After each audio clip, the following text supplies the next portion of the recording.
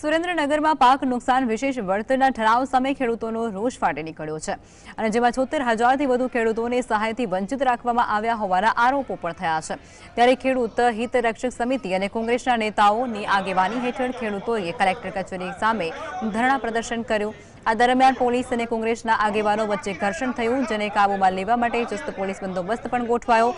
થોડા સમય માટે કલેક્ટર રોડ પર ચક્કાજામ પણ કરવામાં આવ્યું હતું। ખેડૂતોની માંગ કંઈક એવી છે કે ફોર્મ ભરવાની પ્રક્રિયા તાત્કાલિક રદ કરવામાં આવે અને મગફળી, ડાંગર, સોયાબીન, કઠોળ, શાકભાજી સહિત તમામ પાકોના નુકસાન માટે વળતર ચૂકવવામાં આવે।